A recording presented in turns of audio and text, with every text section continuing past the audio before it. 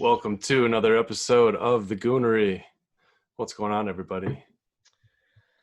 Not much, man. I'm a little sad today because college football is supposed to start, but we're gonna get into that though. Yeah, it's a depressing day being a University of Illinois student. Supposed to have a game on campus tonight. We would have gotten our faces pounded in by Ohio State, but what else is new? I was looking forward to it. Yeah, it's definitely sad times. This is normally, when you get excited for tailgating and watching your college team, hopefully win. Yeah. But instead we have Central Arkansas and UAB on TV tonight on a national scale. So how are they doing it? Some teams are playing, but for the most part, everyone's postponing it. Pretty much. And I know we talked about it, what we was going to talk about, this was the main thing. And I just don't know, what is it this year is everyone playing for? You have Pac-12 and Big Ten. That's the main conferences that's not playing football in the fall. What is everyone else going to be playing for? Are they going to be playing just to be conference champions? Because what bowl games is everyone going to get picked for? Because you're going to have a select few bowl games to play from. And especially if the Big Ten is postponing everything to the spring, there's no balance. And I feel although I'm sure these schools, they are the decision makers when it comes to NCAA, because NCAA has the power, but to a point. But the NCAA should have just said, listen, if these top conferences are not playing, no one should play. And that'd be a really hard pill to swallow. But at this point, there's no type of organizing going on enough for a season to be played. And for now, we're just gonna be watching football all right, do these games even count right now? Because who knows what these games are actually for. These are just showcase games for these guys that's going to the NFL, for those who haven't opted out. Yeah, so it's a huge mess right now. It's bad, and I'm taking my selfishness out of it because I love college football. I sometimes look forward to it more than professional football. But if this was going to be the thing that was going to interrupt the season, you should have just canceled all the games, because at this point, no one's going to win. Yeah. But do you see a reason not to play? I think that considering how well the NFL is doing and baseball and other sports, and NFL doesn't have a bubble right now, at least for right now. And baseball, who knows what they'll do when the playoffs kick around, and they might have designated areas for the playoffs.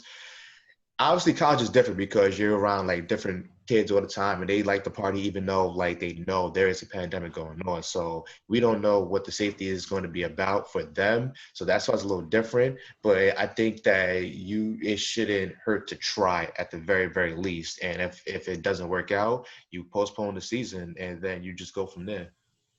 And it's almost like the NCAA is almost punted on the football season as a whole. Fall sports in general as a whole. You saw the other day they announced they're furloughing all their employees for 6 to 12 weeks in the time when I understand you need to cut costs, save costs, but if you're furloughing every employee at this point in the year when the NCAA as a whole is needed more than ever, what are you doing?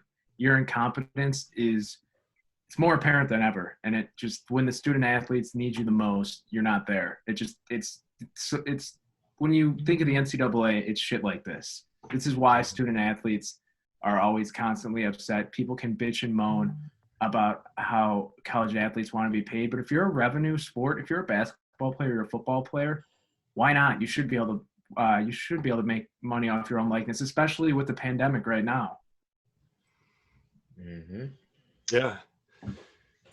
How's it at the college campus? You're there right now. Yeah. So this is first day back on campus. I was quarantined at home, unfortunately tested positive for corona, even though I got it from a roommate, and I was not going to parties, anything. Those are pretty prevalent still on campus. Got an email from the university yesterday that there's a fraternity party with over 100 people there, and they're threatening to shut down the entire campus for the entirety of the semester now, and I it's heard crazy. there's It's crazy.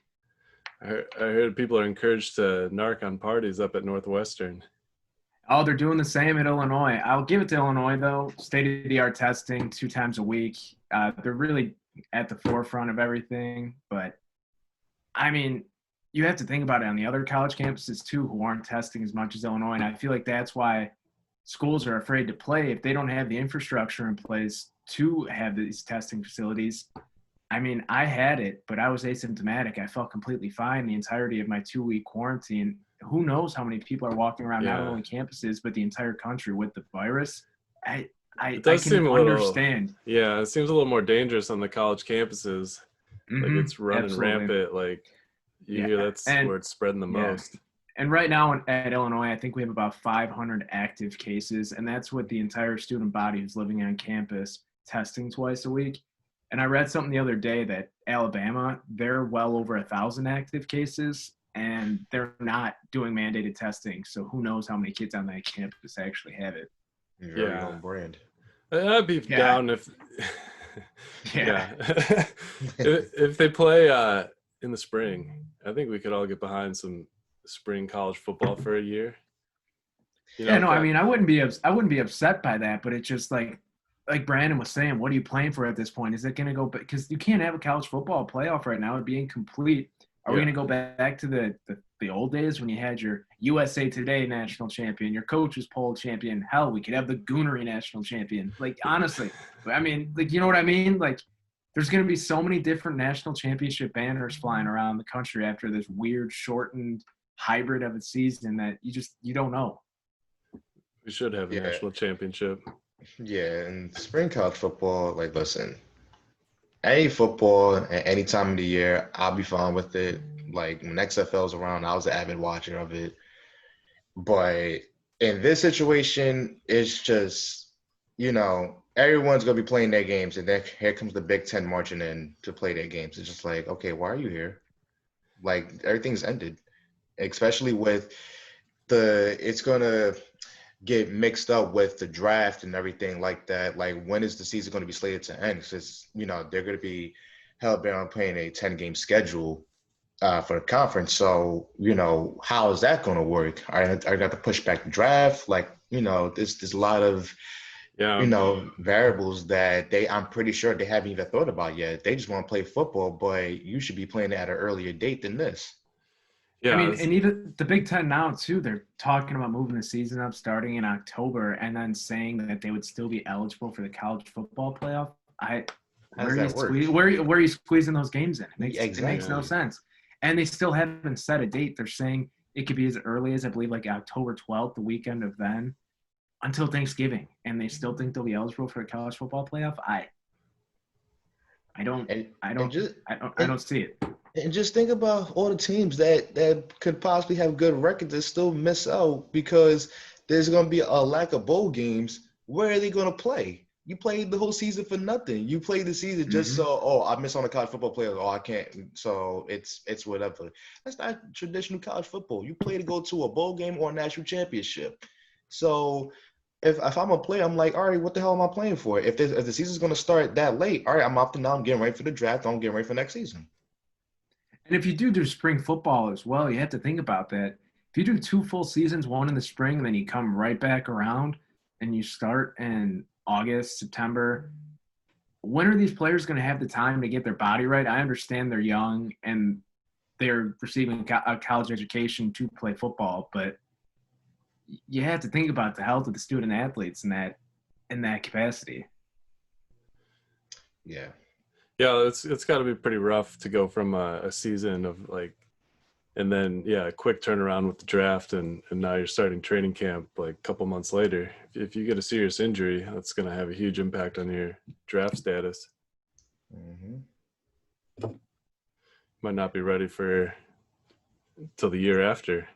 And even talking about, if you bring up the draft, I mean, say the season happened last year, we're not looking at the NFL and the college record books are not looking how they look right now. Joe Burrow is a 6th, 7th round pick fighting for a roster spot right now if it wasn't That's a for last fact. season. And obviously you have the guys, for the most part, if you're getting drafted going into college. I would say if you're going to get drafted if you're a senior in high school when you commit. I would like to think that the NFL scouts already have eyes on them at that point. But someone like Burrow, who obviously had the talent, just couldn't put it together at Ohio State, goes down to LSU, has an okay year, but then just lights the world on fire. You wouldn't. The Cincinnati Bengals would probably – who would they have drafted? Justin Herbert? Who knows? Who knows? Yeah. That's a good point. Yeah, as a Bears fan, I I feel like they'll get the draft wrong either way. You I mean, hey. Yeah. Yeah. I mean, big fantasy draft tonight. The Goonery fantasy draft. You guys ready? No. Yeah. I'm not. I'm not ready. I've done no mock drafts, no nothing. Like I do this every year. I don't do mock drafts because I'm just getting my hopes up. Like, damn, that's how my team could look. Blah, blah, blah. I don't do that shit. Now, I think that I'm not as hyped for even my league with you guys and my league with my friends. I don't know. Something feels off about the football season in general that I just don't feel comfortable. I just don't feel good about fantasy football too. I'm still going to do it, of course, because fantasy football is extremely fun, but it's just something feels off. Or is it just me? This is the least amount I've ever prepared for a fantasy football draft. Yeah. Yeah. This is so I'm in 3 leagues. I'm in my league with my buddies who I've grown up with, who I've known since I'm 5. We're going on about, I think, year 10 or 11 in that league. We did that draft the other day. I was over Zoom, and it felt weird. It felt really weird. That's the league we've been doing forever. And so least, like we were saying, least amount of research I've ever done. And I felt prepared still, but definitely not as prepared as other people. And this is the first auction draft, our league tonight, that I've done in, I think this will be the first one in 2 or 3 years, so it'll be interesting. You've never done an auction draft yet? Not this year, no. Not this year. I've done one before, and I prefer them because you can go and get your guys that you want. Yeah. You just can't be an idiot, and you have to budget. Yeah, obviously. The budgeting is going to be tough. Yeah. And I know the guys I want. Yeah. I feel like the guys I want, everyone else is going to want and drive up the price.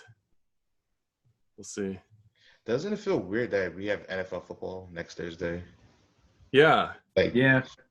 Because the fact that we're in September already is crazy. But we're gonna have a home opener. Chiefs gonna celebrate their championship, and fans are not going to be able to celebrate it in Arrowhead. That stinks. Yeah, that does suck. We're officially 1 week away from the start of the season. I can't believe it, and maybe it's because I don't know, everything's gone so fast because of this pandemic and being home all the time, and it just don't feel real. And the fact that baseball is still just there, and what makes there's only 20 games left. It was only a couple podcasts ago we were like, oh, baseball's back. Yeah, it's crazy. And then you got basketball that's going to intertwine with football. That's never happened before. And I've been getting into that basketball lately. The playoffs. That game 7 last night, that was fun to watch. That was fun. And I think go ahead. I need to give myself a pat on the back because I did say Lakers in 5 when a lot of people were saying we was there was nothing to worry about there. I know. And let me just go on the record, because I went on Twitter and I said this earlier, so I'm saying right here, Lakers are going to beat the Rockets in 6. Okay. Yeah, the Rockets team I saw last night didn't look like they could really beat the Lakers. Yeah, because if they're not shooting threes, if they're not making their threes, they're done. Yeah. We'll see. We'll see what Harden we get and what Westbrook we get. Yeah. Well, I think someone that has to be worried, though, is that Giannis. Did you guys see? I mean, I'm sure you've seen it. The quote from Richard Jefferson. No. Richard Jefferson tweeted out this morning something along the lines of, I think Giannis is a Pippen. He needs his Jordan. And then Scottie Pippen came out and said, yeah, no, I never – like Giannis is on the verge of winning his second consecutive MVP, something I can never do. What did you do in your career, Richard? Just put him in a body bag at the end with that. Then you got LeBron coming at Jay Williams saying that Wade was Jordan and LeBron was Pippen, which couldn't be further from the truth. Because I don't think either of them was Jordan or Pippen, because they were just like this. So I don't know where that comparison came from, but for all the stuff that Jay Williams has talked about LeBron, I know he felt disappointed for the fact that he came at it, but he deserved it. Yeah. If anyone's the Pippen on the team, it's Chris Middleton. If we're being honest, because and yeah, that's not saying much either, and that's no disrespect to Chris Middleton, but if Chris Middleton's your Pippen, then yeah, you need a legit Pippen. You need that Pippen in between. Yeah, it should be good to watch. We'll see that those Heat, they look fucking good. Yeah, Jimmy Buckets. He's gonna do it this year. This is his year. I'm rooting for him. I think he's my favorite player in basketball right now.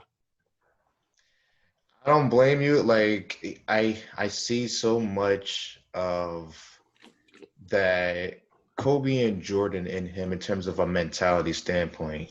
He just attacks, and he's not looking to make friends on the court. Yeah, he's intense. There's too many guys. It's too damn friendly, and I'm not beef for all that. And he embodies that, that mentality of wanting to win at any cost, and I love that. But since we're on this topic, like those last seconds of that game was atrocious referee calls. Yeah. I don't like people saying that the one on Butler was a makeup call, because that was a foul. But you have Dragic with his hands up. And you have, I think it was Middleton leading into him, and you call that a foul on Dragic? That's horrible. And that made me think the fix was in. Now, whether it was a makeup call, good, because it was well-deserved, and that actually was a foul. But, I mean, that can't happen. At a playoff game of this magnitude, that can't happen. NBA refs are always notoriously the most controversial. Mm-hmm. Yeah. It's bad. What about Leonard Fournette moving to Tampa Bay? You see, I think he's this is probably a weak comparison, but I think he's going to kind of morph into that LeGarrette Blount role that you saw Blount have with the Patriots, when he would just be the guy inside the 20. Honestly, because Ronald Jones is a talented running back. Obviously, his downfall in the past, according to Arians, was that it's not great in the passing game, whether it be pass protection or catching the football, but he's got a quick burst. He's a powerful running back for his size, and I really thought he was going to have a breakout year. I'm sure he'll still have a solid year. I'm just, in all honesty, I'm happy that the Bears didn't give him the money, considering they were the betting favorite. Why were the Bears linked to getting him for running back depth? Yeah, and Montgomery's banged up, and then John DeFilippo, the new offense coordinator, was in Jacksonville. So similar, obviously, it's probably a similar system to what the Jags were running, the familiarity. But Leonard Fournette, he's been like the definition of meh since he's been in the NFL. Yeah. I don't know though. I could see him getting a little fire lit under his ass in Tampa Bay. Now, yeah. Ugh. I mean, you're not gonna be very motivated to play for Jacksonville. I don't blame him. Jacksonville too. They're in an interesting spot now. It's because obviously they're projected top 3 pick right now on the draft, and if Gardner Minshew continues to play like he played last year, I don't think you can personally pass on Trevor Lawrence if you get there, obviously, if you end up with that first pick. But you think they're tanking for Trevor? I would be. Yeah. I don't know. I would be. There's 3 very good quarterbacks in this draft class between him, Fields, and Trey Lance from North Dakota State. Man, keep away from Trey Lance. I want him in a Bears uniform. in the Yeah, worst I way. wish. I wish. Oh man, I need him in a Bears uniform because listen, I don't know about y'all, just from hearing all reports in training camp, the defense is gonna have to carry the Bears once again. What Because else is new? yeah, Yeah. exactly. Yeah, I think we're gonna get the Bears team we see every year where, yeah, the defense, gets just burnt out, pulling, doing all the heavy lifting, and then the offense just can't seem to get it together. And another thing too, I feel bad for whoever's the quarterback because right now your running back room consists of Tariq Cohen, Ryan Nall, and Artavis Pierce. That is less than ideal. And Yeah. I think right now, like that's kind of the reason why I was open to Fournette, but I had to realize, okay, he's not Finn Maggie in Matt Nagy's system because Nagy likes the guys to catch the ball out the backfield. Now, one person that's out there that could do that is CJ Procise. I know they brought him in for a workout. And I think he'll be the perfect fit. And right now, you need an insurance policy because you just don't know. And I don't know if this is like a space issue, but is it really necessary to have two kickers on a roster? Maybe Well, for the Bears, even though it's the Bears, yeah, even though it's the Bears, I'm just saying because it's Go with the hot foot. yeah, exactly. But at the same time, it's just like the quarterback analogy. If you have two quarterbacks, you have no quarterbacks. Yeah, yeah. Yeah. So I would just hope that at least Sounds someone can sounds like the separate Bears themselves. situation. Yeah, I just hope someone can separate themselves from the pack, so Yeah. we don't have to have two kickers missing, both both of them missing. Oh Like that would man. be just fucking terrible. So I'm just hoping that Who are the Bears kickers now? We still have Eddie Pinheiro. Pinheiro and Cairo Santos. Cairo Oh, Santos is the oh yeah. the toy soldier who used to be on KC, who Is he keeps like? his arms at his side. Yeah. Hmm. He's How old I is he think now? he's probably late 20s. I'm pretty sure he was a former like Okay. soccer goalie in Yeah. Brazil, if I'm not mistaken. Yeah. It's a But pretty soccery name. yeah, but going back to CJ Procise, Brandon, he was always a guy who I kind of thought didn't get enough of a chance in Seattle, if that makes Right. sense. Yes, I I agree mean, with you. they, I mean, Seattle with running backs the last, I don't know, what is it, I don't know. 4 I or 5 remember years watching after. Seahawks games and not really thinking much of pro size. Well, the thing is with him, he's a bigger Tariq Cohen. He can return kicks and punts. He can line up in Yeah. the slot. I mean, he's played a little bit of receiver, and he's a Notre Dame guy. He's obviously talented. He's I good think for that, like I mean, five appearances a game. oh yeah, but like right now, I mean, in all honesty, Cordero Patterson's going to be getting the bulk of the carries week 1, I Oh, I bet. forgot about him. I mean, he's not even like he's a gadget, like the definition of Yeah. a gadget player. He's 6'4", 220. Yeah.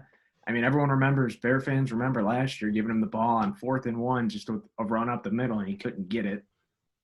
Who was that? Who was that against? I think it was like week 12 or 13. I feel like, damn, what game was that? I mean, everyone remembers it. I don't Yeah, know I why I remember. can't remember I'm that just, game. I was just stuck on my TV. I'm like, what in the hell were they thinking? Like, they wasn't fooling anybody. No, Like, no. I know, obviously, they must have thought like, oh, he's gonna like, Nagy must have thought the other team was like, oh, he's probably a decoy. No one was falling for that. No You one. want to you bring up Nagy thinking. I mean, Matt Nagy, in my opinion, his biggest flaw as a coach is that he thinks he's smarter than he is. Yes, I was just about to say that. Because obviously he's talented, but he can't get it through his thick skull sometimes that maybe he should change the game plan. Maybe he shouldn't give the ball to Tariq Cohen between the tackles because he'll average under 4 yards a carry. Maybe Hmm. Tariq Cohen shouldn't be getting 80, 90 targets because, in my opinion, he's the most overrated player on the entire roster. But that's just my Yeah. opinion, obviously. He doesn't know how to return a punt. He just runs diagonal. He doesn't know how to run Yeah. upfield. Yeah. At this And point, he's just known for that YouTube video. Yeah, but hey, at least we have 8 tight ends on the roster. They're down to And 8 now. you know I don't know something? I don't know the exact number, but it's around there. I must be honest with y'all. That is one of the position groups I'm very excited for. Oh, I agree. I agree. Because honestly, I crapped all over the Jimmy Graham side signing, and I still will just for the money that he got. But just from hearing everything from training camp, him and Cole Kmet are going to like wreck some. Like I'm they're going to rooting be a for it. very, very good The tandem. Bears have a history of drafting great tight ends. Exactly. I just hope that he's Greg Olson Adam without the front The Shaheen. office that knees. didn't notice his talent until he was gone. Well, I think they knew his talent. They just what did they They trade him for? they traded Shaheen, a 7th-round pick for Shaheen at least. yeah, that was good because listen, I wanted Shaheen gone by any means necessary, but but Yeah. that Olsen trade, I think we traded him to Carolina. I forgot what was the basis behind that. But when I saw it, I'm just like, why? Like, who was that tight end that we got rid of him? It was what's his name? God, why can't I think it? Desmond Clark, I think, was after. I Yeah, think he took old over. Desmond Clark, and then we Yeah. moved Yeah. on to Kellen Davis, and I don't even want to revisit that because that man couldn't catch a cold. Uh, Couldn't we catch COVID. traded him to the Panthers for a 3rd-round pick in 2011. Third round, he was worth a third round pick. Like that's shameful. Uh, That is absolutely shameful. But that was Jerry Angelo's Bears right there. we'll see. They have an easier schedule. They've got the pieces that could show up and run that offense, and the defense is there. Kicking, coaching.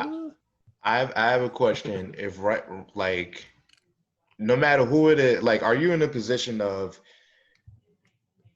it doesn't matter who starts for the Bears, or do you have a preference of who starts? Oh, I quarterback. want I would Yeah. prefer Mitch to start. Yeah, it's I Mitch's really team. would. It's It's no Mitch's one's job team. to lose. It's no one, none of those quarterbacks teams. But I mean, I just think because of Mitch's history he has with just ripping the Detroit defense to shreds, that you at least have to give him week 1. And the front office won't allow him to not start week 1. Foles is a Just backup. knowing He comes in when Trubisky just can't handle it. you see, you Or can't ride that approach in the NFL. You can't. Why? see, oh wait, go ahead. Yeah, why can't you? I just I we just I mean we were talking about it earlier. If you have 2 kickers, you have no kickers. You have 2 quarterbacks, you have no quarterbacks. You can't. The offense will never get into a rhythm. They'll never be in sync. They won't know who they should be cheering for, and I just think that If there's a, all the do you reports think that there's a chance that Trubisky can light a spark? I was thinking that because truthfully, if my gut is telling me folks are going to start week 1. He is quarterback young still.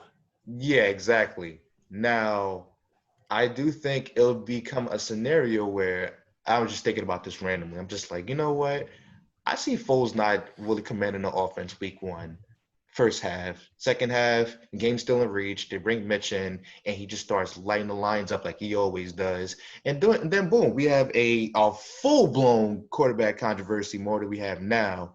And then this cycle is going to continue because I don't think Trubisky's going to be able to do this against all the other teams. And then Foles going to come in. And now, like, I think, truthfully, if the quarterback position it doesn't have a stranglehold on it after week 1, this team is in trouble. You don't think Foles can come back in, light a spark? Oh, but see, that's the thing, too. I think either quarterback, if they struggle, that backup's going to light a fire in that team, no matter who it is. Yeah. And I saw a question on Twitter, like what do Bears fans prefer, like their favorite quarterback on the team start or the guy who can win games? I want the guy who can win games. I'm not a Trubisky fan, but if he can win games, I don't give a crap. Like I'd much rather him develop than Foles starting because that means we don't have to mortgage another quarterback for the future and we got to Yeah. dump another one. because the cycle is just going to keep continuing until we finally get it right. Only God knows when that's going to be, but Yeah. Yeah. Well, that's how I'd play it. I'd throw Trubisky in to start the year and have Foles as the backup, ready to pull the trigger, pull the rug out from under him if can't get it going. Mhm. Give him 4 games. Yep. We'll see. Maybe we can cram in a little White Sox at the end here. We got to wrap this up. Yeah, and I'll give my quick 2-minute rundown on the White Sox right now. This last series with the Twins has just shown me they still haven't proven shit.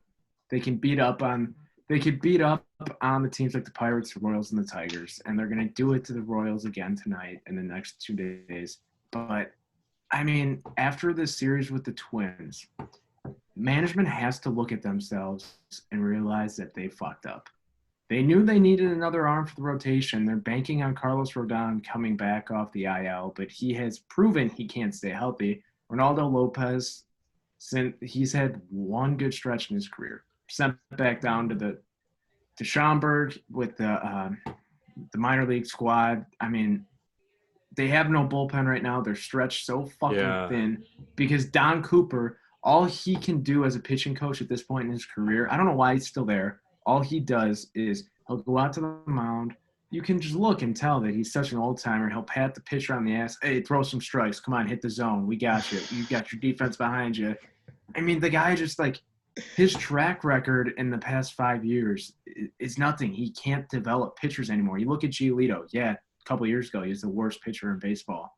But he went out of the White Sox system to Driveline and transformed himself and refound his mechanics, figured everything out. I mean, you saw it. He threw a no-hitter last week or week and a half ago, whatever that was. Fuck yeah. The bullpen looks so strong at the beginning of the year. Without Aaron Bummer now, he has his bicep issue. Their bullpen's definitely weak. The starting rotation is limited. They're trotting out Jimmy Cordero, I think, in 6 of 7 of the Sox last games. Hold on, I have a tweet I saved because I knew I wanted to bring this up. So yeah, Jimmy Biceps has pitched in the last 6 of the 7 last games, allowing 6. I don't know if you watch any White Sox games. On his right arm, he rolls up his sleeve because he's got fucking pythons like he's Hulk Hogan. I'm aware of his biceps. But he's in his last 6 appearances, he's allowed 6 runs on 8 hits over 5 2/3 innings, and hitters are hitting .320 against him in that span. Jesus. Oof. He was shut down until this past week. He would come in. Not very good in MLB The Show either. No, he is not. I will say that he is not. But it makes no sense that the White Sox, and they had a meeting with 7 veterans on the team. I really want to know who those 7 veterans are who told management that they didn't need any help. I want to know why management, 1, listened to them and didn't trade for anything, and 2, why it was probably the likes of, if I had to guess, probably Abreu, Grandal, McCann, Tim Anderson, probably, and then, I don't know, Alex Colome. I don't know why they didn't think they needed the help. And then one last little complaint. I think the DH position, we went out inside Edwin Encarnacion this offseason. The White Sox, their 2 big offseason moves, signings, Encarnacion and Grandal, both looking like shit right now, in all honesty. And you wonder why Jerry Reinsdorf doesn't like to spend money when all of his free agent signings historically just are horrendous. But right now, this stat, Edwin Encarnacion is in the 84th percentile of barreling the baseball. So he's getting the bat on the ball. He's making good contact, but he's in the 5th percentile of exit velocity. That tells me that he is fucking cooked. He's done. And, he doesn't have any more. Last year, the White Sox DH as a whole was around 230 batting average, right around 200 now, 198 or something like that positionally. They really got to right the ship heading into the playoffs. I think next year's the year. They look at the experience this season. They'll get their guys in the minors right now. They'll move Abreu to the DH. Andrew Long moved to first base. Yeah, they can get Get some pitching in free agency. I mean, we really should. I really want to know what Lance Lynn's asking price was if he didn't go anywhere. You know, Yeah. I mean, obviously he's been dominant the past year and a half or like past 2 seasons, but what was the asking price if he stayed and the Rangers are just completely dog shit, you know? Too much. If you have to ask, you can't afford it. It's the truth. All right, that's all the time we have for you. Thanks for listening. Definitely subscribe. Hit that subscribe button on YouTube at the Goonery. Follow on Twitter at the _Goonery. Follow these guys, the Inn Keeper and Beans, Brandon Cauley.